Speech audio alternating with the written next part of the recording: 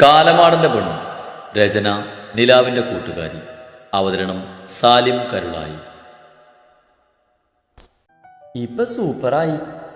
ഈവനിങ്ങിന് arrange ചെയ്ത റിസപ്ഷന് വേണ്ടി റെഡിയായി നിൽക്കുന്ന ശ്രീയെ നോക്കി നീതു പറഞ്ഞു, എന്റെ ശീതുവിന്റെ കലാവിരുതല്ലേ, സൂപ്പറായില്ലെങ്കിൽ അത്ഭുതമുള്ളൂ. അത് കേട്ട് നീ വല്ലാതെ മോട്ടാവണ്ട. ഞാൻ നീ ഇത്രയും കഷ്ടപ്പെട്ടിട്ട് വിഷമമാണെന്ന് കരുതി പറഞ്ഞതാ. ശ്രീ ശീതുവിനിട്ട് താങ്ങിക്കൊണ്ട് പറഞ്ഞു, നീ പൊടി ആസ്ട്രോപിതാക്കാളി. അതും പറഞ്ഞ് ശീതു ബെഡിൽ കിടന്ന പില്ലോ എടുത്ത് അവൾ നേരെ എറിഞ്ഞുകൊണ്ട് പറഞ്ഞു, ഡീ നീ ഞാൻ സിന്ദൂരം തൊടുന്നതിന് മുമ്പ് എന്റെ നല്ല 2 പിക്ക് എടുത്തില്ലേ? ആ എടുത്തു. അല്ല, എന്തിനാ സിന്ദൂരം തൊടുന്നതിന് മുമ്പ് എടുപ്പിച്ചേ? അതോ, തിരിച്ച് കോളേജിൽ ചെല്ലുമ്പോൾ എല്ലാവളുമാരും മാവിയുടെ കല്യാണത്തിനെടുത്ത പിക്ക് ചോദിക്കും. അവർക്കൊന്നും എൻ്റെ വിവാഹം കഴിഞ്ഞത് അറിയാത്തതുകൊണ്ട് ആ പിക്കൊന്നും കാണിച്ചു കൊടുക്കാൻ പറ്റില്ല. അപ്പം ഞാൻ ഈ പിക്സ് അബിയുടെ കല്യാണത്തിന് എടുത്താണെന്ന് പറഞ്ഞ് കാണിച്ചു കൊടുക്കും. എപ്പടിയുണ്ട് എൻ്റെ ഐഡിയ? പൊളിയല്ലേ? സത്യം പറയാലോ, 5 പൈസക്കില്ല. ബ്ലാ, നീ പോടി. അതെ മതി, വാ ഇനി താഴേക്ക് പോകാം, അവിടെ ഗസ്റ്റൊക്കെ വന്നു തുടങ്ങി. നീതു പറഞ്ഞതും ശ്രീയും ശീതവും അവരുടെ കൂടെ അങ്ങോട്ടേക്ക് നടന്നു. ശ്രീ, നിനക്ക് ടെൻഷനുണ്ടോ? എന്തിന്? അല്ല, പൊതുവെ ഇത് ഞാൻ ഇന്നലെ താലികെട്ട സമയത്ത് ചോദിക്കേണ്ട ഡയലോഗാണ്. അപ്പം എനിക്ക് പറ്റിയില്ലല്ലോ, അതെ ഇപ്പം ചോദിച്ചേ. ഓ അങ്ങനെ. അല്ല, നിനക്കിപ്പോൾ എന്താ ഫീൽ ചെയ്യുന്നേ? എനിക്കിപ്പോൾ വിശപ്പാണ് ഫീൽ ചെയ്യുന്നത്. കുറച്ച് മുമ്പ് കഴിച്ചതൊക്കെ ആവിയായി പോയി തോന്നുന്നു. ശ്രീ ഒന്ന് വയറ് തടവിക്കൊണ്ട് പറഞ്ഞു. ഓ, എപ്പോഴും ആ വിചാരം മാത്രമേ ഉള്ളൂ. ഞാൻ അതല്ല. നിനക്കിപ്പോൾ എന്ത് വികാരമാണ് തോന്നുന്നതെന്നാ ചോദിച്ചേ? വിശപ്പൊരു വികാരല്ലേ? അല്ലേ? ഓ, ഞാൻ അതല്ല പുതുസിൽ ഉദ്ദേശിച്ചത്. നിനക്ക് സ്പെഷ്യലായിട്ട് എന്തെങ്കിലും സംതിങ് അങ്ങനെ ഇപ്പോ? ശ്രീ കുറച്ചു നേരം ആലോചിച്ചു. ആ ഉണ്ട്. എന്ത്? നാണം. നാണം? ആർക്ക്? നിനക്കോ? നിനക്കതിന് അങ്ങനെയുള്ള വികാരങ്ങളൊക്കെ ഉണ്ടോ? ഇതുവരെ എൻ്റെ സ്ത്രീക്ക് അങ്ങനെയുള്ള സാധനം ഉള്ളതായിട്ട് എനിക്കറിയില്ല. അറിയില്ലല്ലോ നിനക്ക്. എനിക്ക് അങ്ങനെയുള്ള വിചാരങ്ങളൊന്നുമില്ലെന്ന് പിന്നെ എന്തിനാ ചോദിച്ചേ? ഐ ആം ദി സോറി അളിയ, ഐ ആം ദി സോറി. ഇങ്ങനെയുള്ള ഫീലിങ്സ് ഒന്നും നിനക്കില്ലെന്ന് അറിഞ്ഞിട്ടും അത് ചോദിച്ചാൽ എൻ്റെ അടുത്ത തെറ്റ്. ഒരിക്കലും ഞാൻ നിന്നോട് ഇങ്ങനെ ചോദിക്കാൻ പാടില്ലായിരുന്നു. കൂടുതൽ അഭിനയിച്ച് ചാളാക്കാതെ വാ. ഒരുങ്ങി വരുന്ന സ്ത്രീയെ കാണുന്ന ഗസ്റ്റിനെയൊക്കെ സ്വീകരിച്ചു കൊണ്ടിരുന്ന അംബിക അവരുടെ അടുത്തേക്ക് വന്നു. ഈ വേഷത്തിലെ മോള് കൂടുതൽ സുന്ദരിയായിട്ടുണ്ട്. സ്ത്രീ ആകെ മൊത്തം നോക്കി കണ്ണിൽ നിന്നും ഇതിരി കരിയെടുത്ത് അവിടെ ചെവിക്ക് പിന്നിൽ തൊട്ടുകൊടുത്തുകൊണ്ട് അംബിക പറഞ്ഞതും സ്ത്രീ ഒന്ന് പുഞ്ചിരിച്ചു. അപ്പച്ചി, അച്ഛനും വലച്ചനും എല്ലാവരും വന്നോ? സ്ത്രീ ആകാംക്ഷയോടെ ചുറ്റും നോക്കിക്കൊണ്ട് ചോദിച്ചു. ഇല്ല, ഉണ്ണിമോ കുറച്ചു മുമ്പ് വിളിച്ചിരുന്നു. അവരെത്താറായെന്ന് പറഞ്ഞു. മക്കളെ, നിങ്ങൾ ഇവിടെയും കൊണ്ട് സ്റ്റേജിലേക്ക് പൊക്കോ. അംബിക പറഞ്ഞത് നീതുവും ശീതവും കൂടി പൂക്കളാൽ മനോഹരമായി അലങ്കരിച്ച അത്യാവശ്യം വലിപ്പമുള്ള സ്റ്റേജിലേക്ക് സ്ത്രീയെയും കൊണ്ടുപോയി. Win purple colour stone work ചെയ്ത് ലെഹങ്കയും ക്രോപ്പ് ടോപ്പുമാണ് സ്ത്രീയുടെ വേഷം. അതിന് മേച്ചാകുന്ന ഷാൾ ഒരു സൈഡിലൂടെ വൃത്തിയിട്ടിട്ടുണ്ട്. ഡ്രസ്സിന് മേച്ചാവുന്ന ആഭരണങ്ങളും ഭംഗിയായി അണിഞ്ഞിട്ടുണ്ട്. സൗത്ത് ഇന്ത്യൻ റിസപ്ഷൻ സ്റ്റൈലിൽ മുടി കെട്ടി വെച്ചിട്ടുണ്ട്. ഉണ്ടക്കണ്ണുകളിൽ മഷി എഴുതി കുഞ്ഞു സ്റ്റോൺ പൊട്ടും തൊട്ട് സുന്ദരിയായ ശീതുവിൻ്റെയും നീതുവിൻ്റെയും കൈപ്പിട്ട് സ്റ്റേജിലേക്ക് കയറി വീണ സ്ത്രീയിൽ ഒരു നിമിഷം അവൻ്റെ കണ്ണുകളുടക്കി. ക്രോപ്പ് ടോപ്പ് ആയതുകൊണ്ട് തന്നെ ചെറുതായിട്ട് അവളുടെ വെളുത്ത വയർ പുറത്തേക്ക് കാണുന്നുണ്ടായിരുന്നു. അതവനിൽ എന്തെന്നില്ലാത്ത അസ്വസ്ഥത നിറച്ചു. ആ നിമിഷം ശിവനെ നോക്കിയ സ്ത്രീയുടെ കണ്ണുകളും അവനിൽ കുരുങ്ങിപ്പോയി. അവളുടെ ഡ്രസ്സിന് മാച്ചാകുന്ന ഡ്രസ്സും ഓവർ കോട്ടുമാണ് അവൻ്റെ വേഷം. നെറ്റിയിലേക്ക് വീണ് കിടക്കുന്ന ബ്രൗൺ മുടികൾ ജെല്ലി തേച്ച് ഒതുക്കി വെച്ചിട്ടുണ്ട്. ഒപ്പം തന്നെ താടിയും മീശയൊക്കെ കുറച്ച് വെട്ടി കുറച്ച് ക്ലീൻ ഷേവ് ആക്കിയിട്ടുണ്ട്. അവൾ കണ്ണുകൾ പിൻവലിക്കാതെ അവനെ തന്നെ നോക്കി നിന്നു. ഒരു നിമിഷം ഇരുവരുടെയും കണ്ണുകൾ തമ്മിൽ ഉടക്കി. പെട്ടെന്നെന്തോ ഓർത്ത പോലെ ഇരുവരും നോട്ടം പഠിച്ച് പരസ്പരം നോക്കി പുച്ഛിച്ച് മുഖം തിരിച്ചു. ഐ വാ, എന്ത് മേച്ചാണല്ലേടെ രണ്ടുപേരും തമ്മിൽ? പരസ്പരം രണ്ടുപേരും നോക്കി പൂച്ചിക്കുന്നത് കണ്ട് ശ്യാം ശരത്തിനോട് പറഞ്ഞു. അതെ, ചക്കിക്കൊത്ത ചങ്കരൻ. എത്രയൊക്കെ കണ്ണുകളെ നിയന്ത്രിക്കാൻ ശ്രമിച്ചിട്ട് സ്ത്രീയുടെ കണ്ണുകൾ അവനിൽ ഇടയ്ക്കിടയ്ക്ക് പാറി വീണുകൊണ്ടിരുന്നു. ശിവന്റെ അവസ്ഥയും മറിച്ചായിരുന്നില്ല.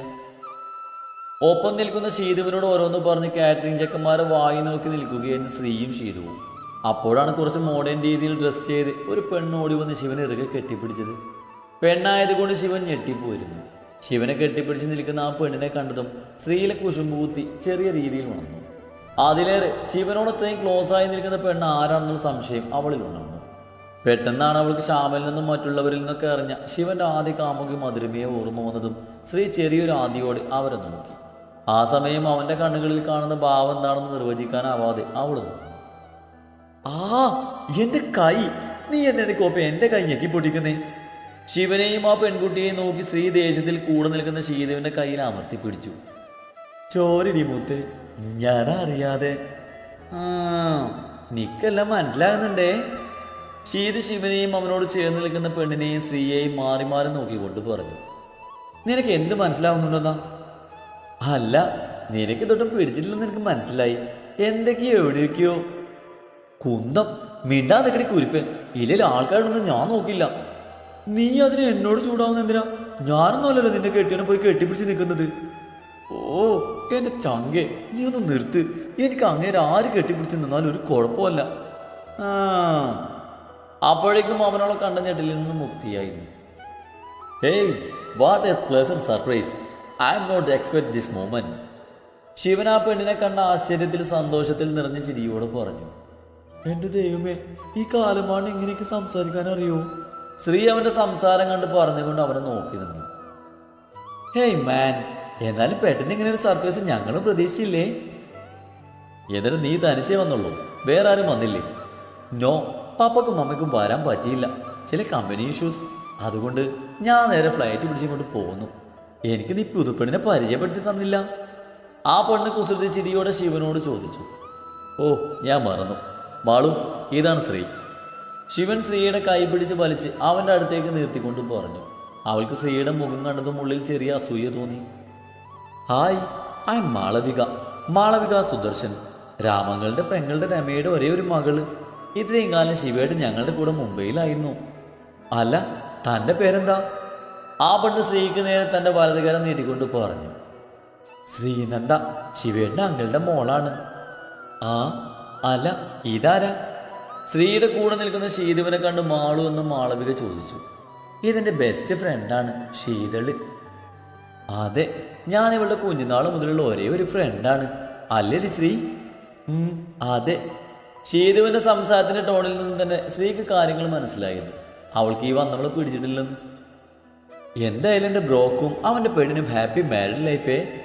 ശിവനോടും ശ്രീയോടും മതം പറഞ്ഞ് മാളു ശ്രീയൊന്ന് നോക്കി അവിടുന്ന് പോയി. ഡീ, ഈ വന്നവള് നിനക്ക് ഭാര്യയാകൂ? അവിടെ നിന്ന് നടന്നു പോകുന്ന മാളവിനെ നോക്കി ശീതു ശ്രീയുടെ ചെവിയിൽ പതിയെ പറഞ്ഞു. ആയാലും എനിക്കൊരു കുഴപ്പമില്ല. ഞങ്ങൾ രണ്ടുപേരുള്ള ഈ ബന്ധം അതേ കാലം നീണ്ടു പോകില്ല. ശ്രീ ശീതുവിൻ്റെ ചെവിയിൽ പതിയെ പറഞ്ഞു. അതെന്താ? നീ പെണ്ണോട് എന്തൊക്കെയോ ഒളിക്കുന്നുണ്ട്. നിനക്കിപ്പോൾ എന്നൊന്നും വേണ്ടല്ലോ. കഴിഞ്ഞോ? നിനക്കറിയാലോ എൻ്റെ ലൈഫിൽ നിന്നോട് പറയാത്ത ഒരു രഹസ്യമില്ലെന്ന്. പിന്നെ ഈ കാര്യം ഇപ്പോൾ പറയാൻ പറ്റില്ല. ഞാൻ പിന്നെ പറയാം. ഓക്കെ. ഡീ, എനിക്ക് വിശക്കുന്നു. ഓ, നിനക്ക് എപ്പോഴും ഈ ഒരു വിചാരം മാത്രമേ ഉള്ളൂ. എന്തായാലും എൻ്റെ പൊന്നെ മോള് കുറച്ചു നേരം വിശപ്പ് സഹിച്ച് നിൽക്ക്. ഡീ, ഇനിയും നിന്നാ ഞാൻ വിശന്ന് ചാവും. നിനക്കറിയാലോ എനിക്ക് വിശന്നാ അപ്പോൾ ഫുഡ് കഴിക്കണമെന്ന്. പിന്നെ ഞങ്ങളൊക്കെ വിശന്ന ഡപ്പാങ്ങുത്ത് കളിക്കലല്ലേ? ഷീദൂസേ, ശ്രീ ചുണ്ടു ചുളുക്കി വിളിച്ചു. ആ, ഞാൻ പോയൊരു ഐസ്ക്രീം എടുത്തുകൊണ്ട് വരാം. ഞാനും വരും. നിനക്ക് ഒറ്റയ്ക്ക് പോയി ആ കാറ്ററിംഗ് വന്നിട്ട് ചേട്ടനെ വായി നോക്കാനല്ലേ? അങ്ങനെ ഞാനില്ലാതെ നീ ഒറ്റയ്ക്ക് നോക്കണ്ട. ആ ചേട്ടൻ കുറേ നേരം എന്നെ നോക്കി നിൽക്കുന്നു. അയ്യേ, അത് നിന്നെയല്ല, എന്നെയാണ്. നീയൊക്കെ ഇപ്പോൾ ആരാൻ്റെ പ്രോപ്പർട്ടിയാണ്. അതുപോലെയാണ് ഞാൻ. സ്റ്റിൽ സിംഗിൾ അല്ലേ? ഒലക്ക, അങ്ങനെ എന്നെയാ നോക്കുന്നേ. അല്ല, എന്നെയാ. അല്ല, ആണ്. അല്ലെന്ന് പറഞ്ഞില്ലേ? നിൽക്ക്. ആരെയായാലും നിനക്കിപ്പോൾ വിശപ്പ് മാറിയാൽ പോരെ? ആ, മതി. എന്നാൽ ഞാൻ പോയി വേണ്ടതൊക്കെ വാങ്ങിയിട്ട് ആളെൻ്റെ അടുത്തേക്ക് നിൽക്കാം. നീ ആരും കാണാതെ അങ്ങോട്ട് വാ.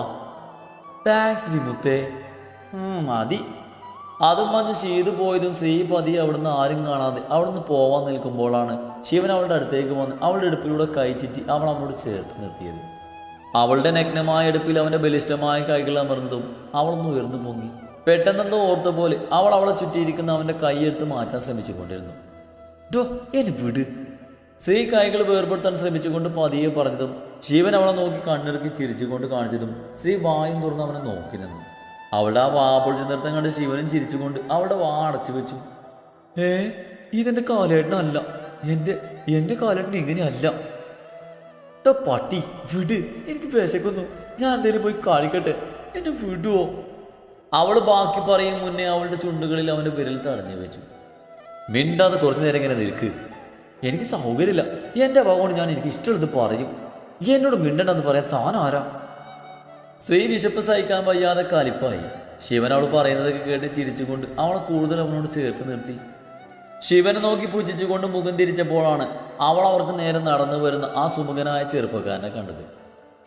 അപ്പൊ ഇതാണല്ലേ ഇപ്പൊ കാണിച്ചു കൂടിയതിൻ്റെയൊക്കെ ആകെ മൊത്തം ടോട്ടല്. ശ്രീ മനസ്സിൽ ശിവനെ നോക്കി. എന്നാൽ തങ്ങളുടെ അടുത്തേക്ക് നടന്നു വരുന്ന ആളെ ഈർച്ചയോടെ നോക്കി നിൽക്കുന്ന ശിവനെ കാണുകെ ശ്രീ സംശയത്തോടെ നെറ്റിച്ചു വിളിച്ചു. Hi Shivan, congrats. അയാൾ ശിവനെ ഹഗ് ചെയ്യാൻ വന്നുകൊണ്ട് പറഞ്ഞതും ശിവനത് ഇഷ്ടപ്പെടാത്ത പോലെ മാറി നിന്നു. അത് കണ്ട് അവനൊന്ന് ചിരിച്ചു. ഹായ് മിസ് ശിവനാഥ് രാമൻ, എന്നെ മനസ്സിലായോ? ശ്രീയെ ആകെ മൊത്തം നോക്കിക്കൊണ്ട് അവൻ പറഞ്ഞു. അവൻ്റെ നോട്ടം കണ്ട് സ്ത്രീക്ക് വല്ലായ്മ തോന്നിയെങ്കിലും അവൾ അവനെ നോക്കി ഒന്ന് ചിരിച്ചു കൊടുത്തു. എന്നെ മനസ്സിലായോ ഇയാൾക്ക്? അവൻ്റെ ചോദ്യത്തിന് അവൾ ഇല്ലെന്ന രീതിയിൽ തലയാട്ടി. എന്താ ശിവ ഇത്? നീ നിന്റെ വൈഫിക്ക് എന്നെ ഇതൊരു പരിചയപ്പെടുത്തി കൊടുത്തില്ലേ? ഒന്നുമില്ലെങ്കിലും നമ്മൾ ഇനിയും പല രീതിയിൽ കണ്ടുമുട്ടേണ്ടവരല്ലേ? അവൻ ശിവനെ നോക്കി അർത്ഥം വെച്ചതുപോലെ പറഞ്ഞു. നിന്നെ പരിചയപ്പെടുത്തി കൊടുക്കണമെന്ന് തോന്നിയില്ല. ഇനിയും കണ്ടുമുട്ടേണ്ടത് നമ്മൾ തമ്മിലല്ലേ? ശിവൻ പറഞ്ഞത് കേട്ട് അവൻ്റെ ചുണ്ടിൽ ഗൂഢമായൊരു പുഞ്ചിരി പിരിഞ്ഞു. എന്നെ ഞാൻ തന്നെ നിന്റെ പെണ്ണിനെ പരിചയപ്പെടുത്തി കൊടുത്തോളാം, അതല്ലേ ഒരു രസം? ശിവനോടതും പറഞ്ഞ് അവൻ ശ്രീയുടെ നേരെ തിരിഞ്ഞു.